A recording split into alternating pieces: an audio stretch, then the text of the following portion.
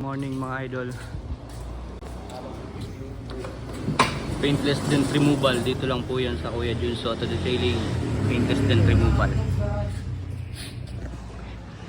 Yan to mga idol. Gagawin niya ni Kuya Jun.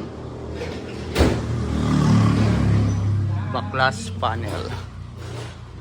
Idol, backlash yung panel. Gagawin niya mga idol. Backlash panel. Bago pa lang tiniyak na namin.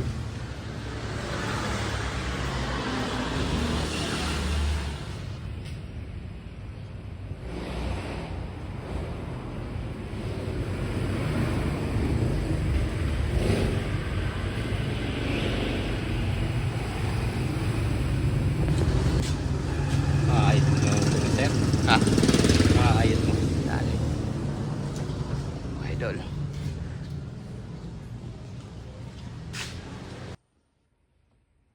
Nagsisirami ka rin, boss? Opo. SUV mo, ano magkano na ito?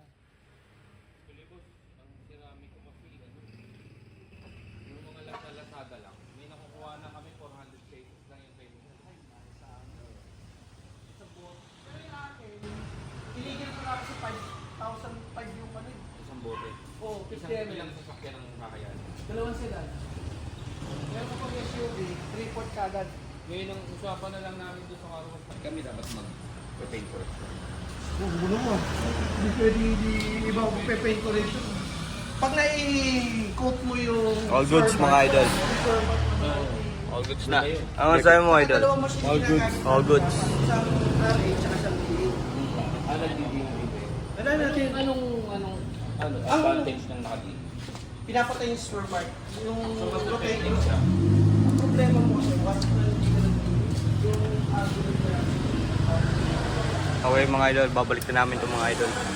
So kasama ko si Christopher Silot, would like to thanks.